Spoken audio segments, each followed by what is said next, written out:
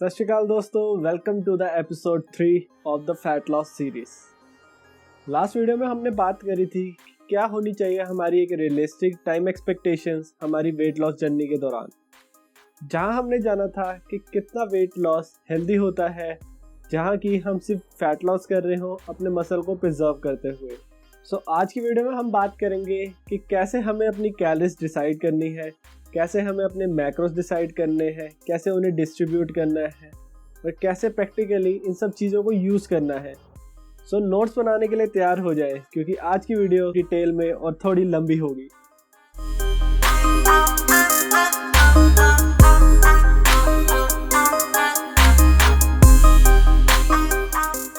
Episode 1 में हमने बात करी थी कि कौन से वो 3 प्रिंसिपल है जो हमें ध्यान में रखने हैं अपनी फैट लॉस डाइट प्रिपेयर करते टाइम। अगर आपने वो वीडियो नहीं देखी तो ऊपर आई बटन में लिंक कर दूंगा, जाके ज़रूर देखना। वो 3 प्रिंसिपल ये थे कि हमें सबसे पहले अपनी डाइट में कैलोरी डेफिसिट क्रिएट करना होगा। सेकंड, हमें सिर्फ फैट लॉस नहीं करना, मसल को प्रिजर्व भी करना है, तो उसके लिए हमें अपने मैक्रोस पर भी ध्यान देना पड़ेगा। और थर्ड थिंग कि हमें अपने माइक्रोस पर भी ध्यान देना है ताकि हमारी बॉडी प्रॉपरली वर्क करती रहे। तो सबसे पहले ये समझते हैं कि कैलोरी डेफिसिट क्रिएट कैसे होता है। कैलोरी डेफिसिट क्रिएट करने के लिए हमें सबसे पहले ये पता होना चाहिए कि हमारी एस्टिमेटेड मेंटेनेंस कैलोरीज कितनी है। अब एस्टिमेटेड मेंटेनेंस कैलोरीज क्या होती हैं? अब एस्टिमेटेड मेंटेनेंस कैलोरीज वो कैलोरीज होती हैं जो हमारी बॉडी को रिक्वायर्ड होती हैं हमारा बॉडी वेट मेंटेन करने के लिए।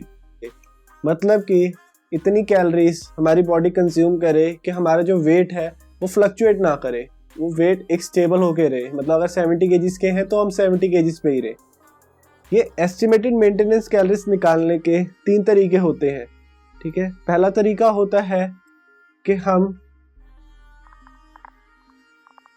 ऑनलाइन कैलकुलेटर्स यूज कर सकते हैं। अब ये ऑनलाइन कैलकुलेटर्स हमें एस्टिमेटेड मेंटेनेंस कैलोरीज देते कैसे हैं?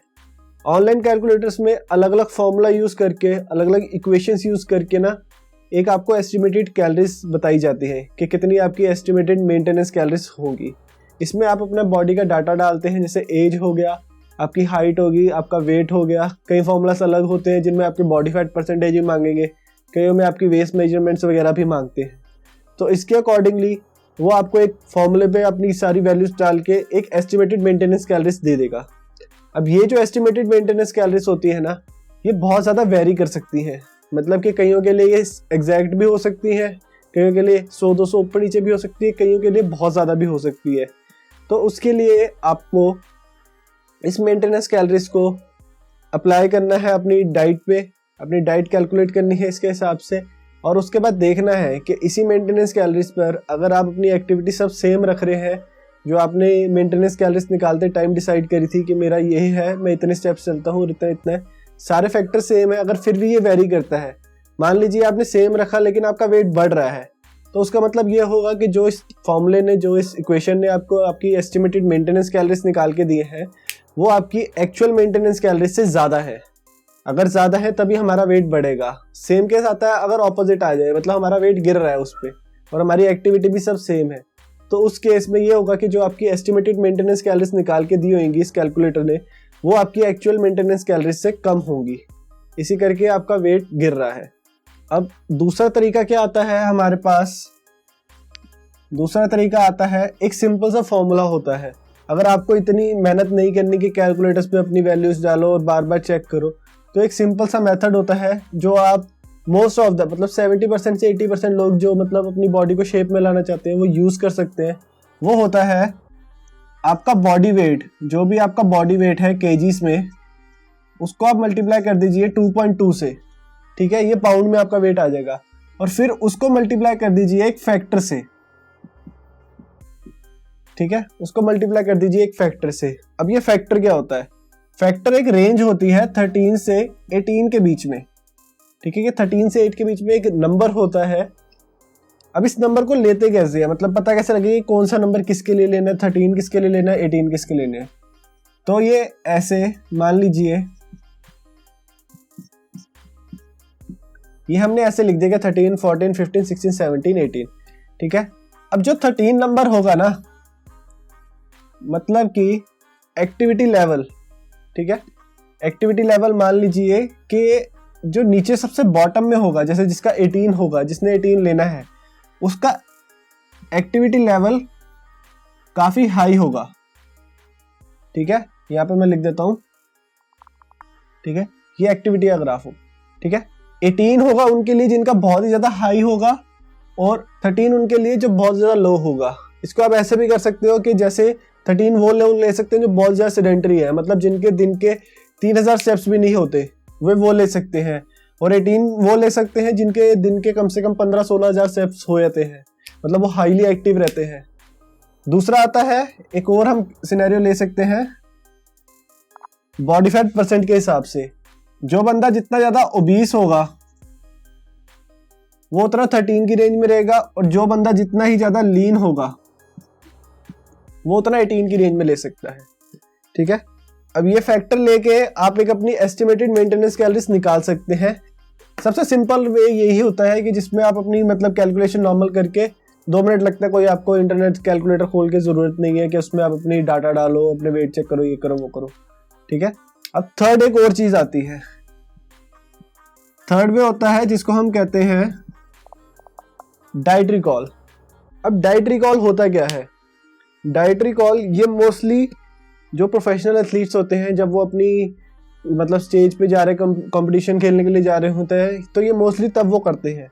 अब डाइटरी कॉल में करते क्या है कि लास्ट जो भी आपकी 2 से 4 वीक की नॉर्मल डाइट है, हम उसको ट्रैक करते हैं कि उसमें हम कितने मैक्रोस खा रहे हैं और कैसे खा रहे हैं, कितनी कैलोरीज हमारी टोटल है। उसके हिसाब से हम ये देखते हैं कि हमारा बॉडी वेट फ्लक्चुएट हो रहा है कि नहीं हो रहा। मान लीजिए आप 70 केजीज के हैं, और हमारा यही होता है कि जब हम नॉर्मल खाना खा रहे हो, नॉर्मल एक्टिविटी कर रहे हैं, बिना कोई पुश किए, मतलब कोई एक्स्ट्रा एक्टिविटी खुद से करे, नॉर्मल करे, तो हमारा एक बॉडी वेट एक ना स्टैग्नेंट रहता है। मतलब मान लीजिए कोई 70 केजीज का इंसान है, तो वो 70.5 या 69.5 इसके बीच में ही रहता है। तो यहाँ से हम अगर 2 या 4 वीक उसको ट्रैक करके रखें अपनी डाइट को, तो वहाँ से हम निकाल सकते हैं कि हमारी मेंटेनेंस कैलोरीज कितनी होंगी। और ये जो मेंटेनेंस कैलोरीज आएंगी ना, ये इन दोनों फॉर्मूले से निकाली हुई मेंटेनेंस कैलोरीज से most of the time accurate आएगी। क्योंकि कई बार क्या होता है, ये ऑनलाइन कैलकुलेटर्स जो आपको कैलोरीज देते हैं ना, ये 100 में से 1-2 बंदों की कई बार एक्यूरेट के आसपास आ जाती है। उनको लगता है कि ये बिल्कुल ही एक्यूरेट दे रही है, मगर ऐसा नहीं होता। जो आपको सबसे ज्यादा एक्यूरेट देगी वो आपको डाइटरी कॉल से ही मिलेगी। लेकिन ये प्रोसेस के लिए आपको 2 से 4 हफ्ते देने पड़ते हैं, थोड़ा कॉम्प्लिकेटेड हो जाता है, आपको ट्रैकिंग करनी पड़ती है, मतलब आपके एंड से थोड़ा काम ज्यादा हो जाता है, थोड़े ज्यादा एफर्ट्स देने पड़ते हैं इस टाइप की एस्टिमेटेड कैलोरीज निकालने के लिए। अब ये मेंटेनेंस कैलोरीज सबसे ज्यादा कह सकते हैं कि क्लोज होती हैं आपकी एक्चुअल मेंटेनेंस कैलोरीज के। और ये वाली आप अगर आपको मेहनत बिल्कुल नहीं करनी, तब आप ये वाला वे यूज कर सकते हैं। और ये वाला वे जब आपको पता है कि आपने एक फॉर्मूला बेस पे रहना है, कि फॉर्मूला लेके उसी के बेसिस पे आपने बाकी अपने सबको ट्रैक करना है, और आप वीकली ट्रैक कर सकते हैं अपना, तो तब आप ये वाला फॉर्मूला ऑनलाइन कैलकुलेटर्स के वे में आप अपनी एस्टिमेटेड मेंटेनेंस कैलोरीज निकाल सकते हैं। अब बात करते हैं कि हमने एस्टिमेटेड मेंटेनेंस कैलोरीज तो निकाल ली, अब कैलोरी डेफिसिट क्रिएट कैसे करना है। कैलोरी डेफिसिट क्रिएट करने के ना 3 वे होते हैं। पहला हो सकता है कि आपने अपने एनर्जी इनपुट को कम कर दिया है, लेकिन आपने जो आपका एनर्जी आउटपुट है उसको बराबर रखा है। ठीक है, दूसरा वे हो सकता है कि आपने जो आपका एनर्जी इनपुट था उसको आपने सेम रखा है, लेकिन आपने अपना एनर्जी आउटपुट इंक्रीज कर दिया है। थर्ड केस आ सकता है जहां पे आपने अपना एनर्जी इनपुट भी थोड़ा सा कम कर दिया, लेकिन साथ साथ आपने अपना एनर्जी आउटपुट जो है वो भी थोड़ा सा बढ़ा दिया। ये तीनों सिनेरियो में आप कैलोरी डेफिसिट क्रिएट कर सकते हैं। अब ये होगा कैसे? मान लीजिए आप 2000 कैलोरीज आपकी एस्टिमेटेड मेंटेनेंस कैलोरीज आ गई है। ठीक है, अब डेफिसिट में जाना है आपने। मान लीजिए आप 500 का डेफिसिट क्रिएट कर रहे हैं, तो ये है कि आपको 500 कैलोरीज का कैलोरिक डेफिसिट बनाना है। तो ये आप कैसे बना सकते हैं? अब इन तीनों केसेस में देखते हैं कि कैसे आप बना सकते हैं। अब पहले केस में हमें पता है कि 2000 हमारी एस्टिमेटेड मेंटेनेंस कैलोरीज है, 500 का डेफिसिट क्रिएट करना है। 500 का डेफिसिट क्रिएट करने के लिए अब पहले केस में क्या है, सिर्फ हम अपने एनर्जी इनपुट को गिरा रहे हैं, अपने एनर्जी आउटपुट को सेम रख रहे हैं। तो यहाँ पे हमारा जो एनर्जी इनपुट है वो 500 गिरा देंगे हम, मतलब कि हमारी जो टोटल कैलोरीज इनटेक हो जाएगी वो हम 1500 रखेंगे यहाँ पे, क्योंकि हम इससे पंगे नहीं ले रहे, सिर्फ हम इससे पंगे ले रहे हैं। सेकंड सिनेरियो आता है जहाँ पे हम एनर्जी इनपुट हमारा सेम रख रहे हैं लेकिन एनर्जी आउटपुट बढ़ा रहे हैं। तो इसमें हम क्या कर सकते हैं, हम 500 कैलोरीज अपने एनर्जी एक्सपेंडिचर में बढ़ा सकते हैं, यानी कि हम कोई एक्सरसाइज फालतू कर सकते हैं या नीट अपनी बढ़ा के अपनी 500 कैलोरीज वहां पे आप मतलब ओवर एक्सपेंडिचर कर सकते हैं ताकि हम कैलोरी डेफिसिट में आ जाए। अब थर्ड सिनेरियो जहाँ पे हम एनर्जी इनपुट भी गिरा रहे हैं लेकिन एनर्जी आउटपुट भी बढ़ा रहे हैं। अगर उस केस में हमें 500 का डेफिसिट बनाना है तो हम कैसे बनाएंगे, मान लीजिए हमने यहाँ पे 100 कैलोरीज कम कर ली, मतलब कि 900 कैलोरीज हम इंटेक कर रहे हैं, 1900 कैलोरीज हम इंटेक कर रहे हैं, तो यहाँ पे हम 100 कैलोरीज का एक्सपेंडिचर इंक्रीज कर देंगे। सेम अगर यहाँ पे मान लो हमने 200 कैलोरीज कम कर दी, 1800 टोटल कैलोरीज ले रहे हैं अब हम, तो यहाँ पे हम 200 कैलोरीज का एनर्जी एक्सपेंडिचर बढ़ा देंगे। सेम अगर यहाँ पे हम 1700 करते हैं, यहाँ पे हम 300 कैलोरीज का एक्सपेंडिचर बढ़ा देंगे। तो ये 3 वे हैं जिनमें आप अपना एनर्जी एक्सपेंडिचर बढ़ा के मेंटेन करके या एनर्जी इनपुट जो है उसको कम करके बढ़ा के आप कैलोरी डेफिसिट क्रिएट कर सकते हैं। अब कैलोरी डेफिसिट क्रिएट कितना करना है ये देखते हैं। कैलोरी डेफिसिट क्रिएट करने के लिए लास्ट वीडियो में हमने बात करी थी, अगर आपने वो वीडियो नहीं देखी तो ऊपर आई बटन में दे दूंगा, जाके जरूर देखना। उस वीडियो में हमने बात करी थी कि एक सेफर रेंज वेट लॉस की 0.4 से 1% होती है, जहां पर हम अपना मसल प्रिजर्व करते हुए सिर्फ वेट लॉस पे ध्यान दे सकते हैं, मतलब कि इतने वेट लॉस पर वीक पे हम अपने मसल प्रिजर्व करते हुए अपना फैट लॉस कर सकते हैं। तो इस रेंज के बीच में हमें अपना कैलोरी डेफिसिट कैसे क्रिएट करना है, मतलब कितना कैलोरी डेफिसिट रखना है वो देखते हैं। तो इस रेंज को ना थोड़ा डिवाइड करके रख देते हैं, ठीक है। ये 3 रेंजेस आ गई। अब इन 3 रेंजेस के हिसाब से हमने लास्ट वीडियो में समझा था कि 0.4 से अगर 0.6 कर रहे हैं तो हम बहुत स्लो वेट लॉस करेंगे, मतलब स्लो अप्रोच रहेगी हमारी। इसमें करेंगे तो मॉडरेट अप्रोच रहेगी, इस पे करेंगे तो ये काफ़ी एग्रेसिव या फिर ये कह लो कि फास्ट रहेगी, ठीक है। अब इसमें कितना डेफिसिट क्रिएट करें, तो अगर आप 0.4 से 0.6 के बीच में अपना वेट लॉस पर वीक चाहते हैं तो उसके लिए 10 to 15% का कैलोरिक डेफिसिट रखें। सेम अगर इसके लिए कर रहे हैं तो 20 to 25% कैलोरिक डेफिसिट रखें। अगर आप 0.8 से 1% रखने चाह रहे हैं तो 30 to 35% का कैलोरिक डेफिसिट रखें। ये कैलोरिक डेफिसिट आपको रखना है और इसके अकॉर्डिंगली आपको फिर देखना है कि आपको जो डेफिसिट क्रिएट करना है वो एनर्जी इनपुट ही कम करके करना है या एनर्जी आउटपुट आपको बढ़ा के करना है या दोनों का मिक्सचर लेके करना है। तो यहाँ से आपको क्लियर हो गया कि कैलोरिक डेफिसिट करना कैसे है, ठीक है। अब आते हैं हमारे सेकंड पॉइंट पर, जहाँ पर हमने ये देखा था कि हमें सिर्फ फैट लॉस नहीं करना, अपने मसल को प्रिजर्व भी करना है। और उसमें हमने एक चीज देखी थी कि हमें अपना प्रोटीन टारगेट हिट करना है डेली का। तो प्रोटीन रखना कितना है और बाकी मैक्रोस कैसे डिसाइड करने हैं वो समझते हैं। अब मैक्रोस हमारे पास 4 तरीके के होते हैं, जैसे हमने सेकंड वीडियो में बात करी थी अपने सेकंड एपिसोड में, कि पहला आता है हमारा प्रोटीन, दूसरा आते हैं हमारे फैट्स और तीसरे आते हैं हमारे कार्ब्स, ठीक है। प्रोटीन के लिए जो आरडीए डेली रेकमेंड करती है कि डेली इंटेक कितना होना चाहिए आपका, वो करती है 0.8 ग्राम पर केजी ऑफ बॉडी वेट। अब 0.8 हम जैसों के लिए जो मतलब रोज जिम जा रहे हैं, एक्टिविटी कर रहे हैं, रेजिस्टेंस ट्रेनिंग करके अपने मसल तोड़ रहे हैं, फिर उसको बनाना है, तो उनके लिए बहुत कम हो जाता है। ये 0.8 वाली जो गाइडलाइन है ना, ये सिर्फ उन्हीं लोगों के लिए जो बिल्कुल सेडेंटरी है, बिल्कुल उनका कोई ताल्लुक ही नहीं है वेट ट्रेनिंग से, बस उठते हैं, काम करते हैं, खाते हैं और सोते हैं। ये सिर्फ उनके लिए इस चैनल पे वीडियो देख रहे हैं। वो पॉपुलेशन वो है जो जिम में जाके वर्कआउट भी करती है, उसके बाद अपनी डाइट का भी प्रॉपर ध्यान रखती है, फिर उसके बाद काम भी करती है अपने डेली का। तो उनके लिए जो एक हेल्दी रेंज है वो है 1.6 ग्राम पर केजी बॉडी वेट से 2.2 ग्राम पर केजी बॉडी वेट। इतना प्रोटीन वो कंज्यूम कर सकते हैं, मतलब इतना मिनिमम उनको करना चाहिए, इतना मैक्सिमम वो कर सकते हैं। अब ये डिपेंड कैसे करता है कि इस रेंज में से आपके लिए क्या आपको उठाना है। तो इसके लिए मान लीजिए कि 1.6 है, ये 2.2 ग्राम है पर केजी, ये 1.6 ग्राम पर केजी। यहाँ पे कहीं सेंटर में स्वीट स्पॉट है 1.8 ग्राम पर केजी, ठीक है।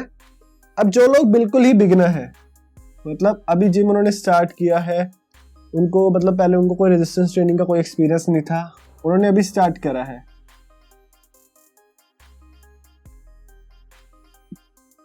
ठीक है, तो उनके लिए 1.6 ग्राम पर केजी बॉडी वेट इनफ है स्टार्टिंग के लिए, अगर वो बिगिनर है, बिल्कुल ही अभी स्टार्ट कर रहे हैं। 1.8 ग्राम हो गए जो बिल्कुल ही मतलब मॉडरेट लेवल के, इंटरमीडिएट टाइप के हैं, ठीक है, तो उनको रख देते हैं कि मॉडरेट में रख देते हैं। और 2.2 वाले वो हो गए जो बहुत ही ज़्यादा इलीट जेनेटिक्स के हैं, मतलब जिनकी बॉडी में पहले ही बहुत ज़्यादा मसल मास अच्छा है या मसल मास बहुत अच्छा बिल्ड कर रहे हैं, वो ये उनके लिए है, जो इनको काफ़ी एक्सपीरियंस हो गया जिम जाने का नहीं, मतलब रेजिस्टेंस ट्रेनिंग करने का, ठीक है। और ये दूसरा इसमें आते हैं कि जो लोग एजेड हो देते हैं। अब जैसे जैसे आपकी एज बढ़ती रहती है ना, वैसे वैसे आपकी जो बॉडी होती है ना, वो प्रोटीन को ना तोड़ना शुरू कर देती है। तो इसलिए आपको थोड़ा ज़्यादा प्रोटीन, अगर आप 20s में हैं और अगर आप 30s पार करने लग गए हैं, तो आपकी प्रोटीन रिक्वायरमेंट बढ़ती रहेगी। इसलिए नहीं कि आपका मसल बढ़ाना है, इसलिए कि आपका मसल टूटने से बचे, तो उसके लिए जो आपकी लोअर रेंज होती है ना, वो बढ़ जाती है। तो इसलिए जैसे जैसे आपकी एज ज़्यादा होती रहेगी, वैसे वैसे आप हायर साइड पे भी प्रोटीन इंटेक कर सकते हैं। अब ये आ गई प्रोटीन की बात कि कितना हमें प्रोटीन लेना है। सबसे पहले जैसे आपको आपकी कैलोरीज पता लग गई कि मेरी मेंटेनेंस कैलोरीज, मान लास्ट एग्जांपल के हिसाब से हमारी जो मेंटेनेंस कैलोरीज थी वो 2000 थी, उसमें हमने 500 का डेफिसिट करा था, 500 का डेफिसिट करा था। हमारी रिमेनिंग कैलोरीज कितनी बच गई थी? 1500। अब इस 1500 कैलोरीज में से हम 1.6 ग्राम, अगर बिगिनर है तो, मॉडरेट या इंटरमीडिएट है तो 1.8 ग्राम, और अगर इलीट है या फिर एजिड है तो 2.2 ग्राम पर केजी, इतना प्रोटीन हम सबसे पहले इसमें से अपने प्रोटीन को देंगे, मतलब कि 1500 कैलोरीज में से प्रोटीन को देंगे। अब मान लीजिए ये जो क्लाइंट था, इसकी जो वेट है, बॉडी वेट है, ये 70 केजीज का था, ठीक है, ये 70 केजीज का था। तो 70 केजीज के हिसाब से अगर 1500 कैलोरीज इसको देनी है, तो हमने ये बात करी थी लास्ट वीडियो में कि 1 ग्राम प्रोटीन में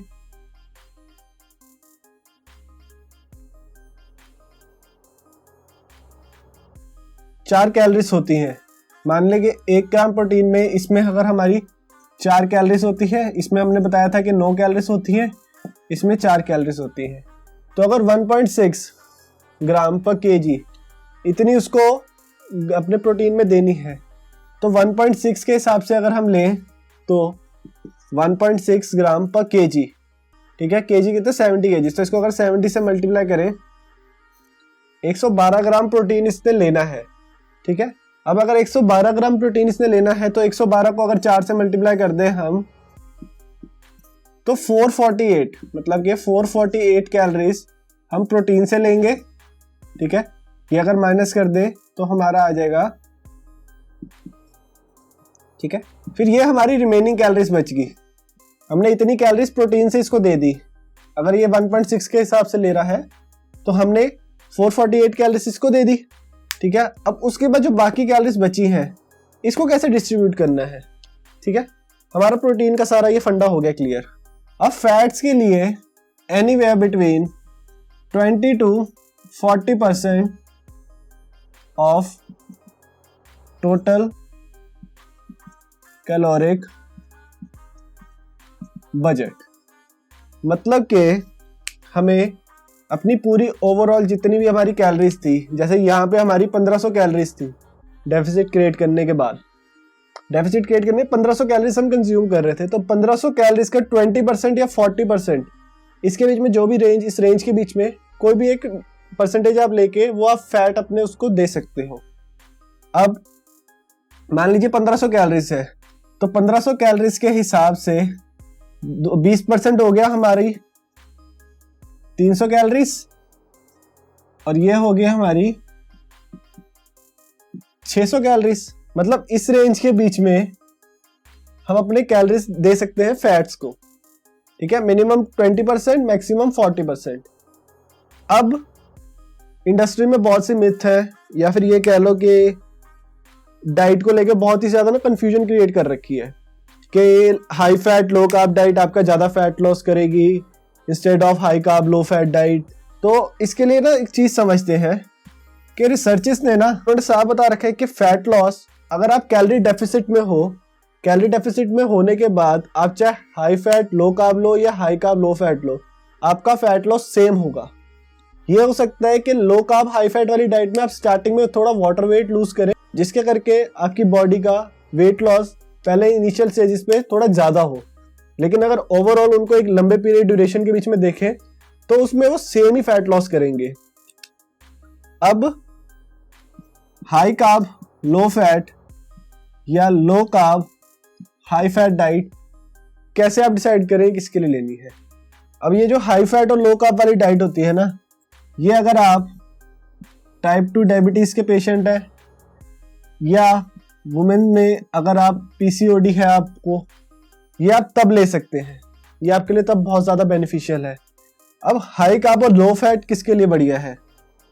जो लोग हाईली एक्टिव है, मतलब जिनकी डे टू डे लाइफ बहुत ज़्यादा एक्टिव है, जिनकी जॉब बहुत हाईली डिमांडिंग है कि जहाँ पे उनको ज़्यादा मूव करना है, ज़्यादा बात करनी है, ज़्यादा एनर्जी चाहिए, उन लोगों के लिए ये बेस्ट है। तो अब आपको समझ आ गया कि आपको डेफिसिट में आपका बजट तो कैसे क्रिएट करना था और बजट के अंदर आपको अपने मैक्रोस कैसे डिस्ट्रीब्यूट करने थे। 1.6 से लेके 2.2 ग्राम्स पर केजी, इसके बीच में रेंज में आप अपना प्रोटीन पहले दे, उसके बाद सेकंड नंबर पे आके आप 20 to 40% आप उसको फैट दे। मतलब ये रिमेनिंग कैलोरीज में से फैट नहीं देना, ओवरऑल जितनी कैलोरीज थी उसका 20 या 40% या जितना भी बीच की रेंज में जितना भी आप प्रेफर करें वो उसको दे। फिर उसके बाद जो बाकी बचे वो सारा आप कार्ब्स में दे। अब हाई फैट हाई रखना है या कार्ब्स हाई रखने हैं, ये आपकी पर्सनल प्रेफरेंस है, आपको दोनों सिनेरियो बता दिए हैं। तो ये टोटल चीज़ें थी जो आपको समझनी थी कि आपके मैक्रोस आपको कैसे कैलकुलेट करने हैं, कैलोरी डेफिसिट कैसे बनाना है, उसके बाद मैक्रोस को कैसे डिस्ट्रीब्यूट करना है। तो ये हैं वो तरीके जिनसे आप अपनी डाइट प्लान कर सकते हैं, अपने कैलोरीज मैक्रोस सब कैलकुलेट कर सकते हैं। आई होप वीडियो आपको अच्छी लगी होगी। तो मिलता हूँ आपको अगली वीडियो में, जहाँ हम बात करेंगे कि कैसे हमें अपनी फैट लॉस जर्नी के दौरान अपनी प्रोग्रेस को ट्रैक करना है, ताकि हम घबराएं ना और एकदम स्मूथली अपनी जर्नी कंटिन्यू कर सके। वीडियो अच्छी लगी हो तो वीडियो को लाइक कीजिए, चैनल पर नए हैं तो चैनल को सब्सक्राइब कीजिए और नोटिफिकेशन बेल को ऑन कर लीजिए, ताकि इस सीरीज़ का कोई भी एपिसोड आप मिस आउट ना करें। मेरा बाकी शॉर्ट इन्फॉर्मेशनल कंटेंट देखने के लिए आप मुझे मेरे बाकी सोशल मीडिया हैंडल पर भी फॉलो कर सकते हैं। मिलता हूँ अगली वीडियो में, तब तक के लिए stay tuned and stay fit with the lean Singh.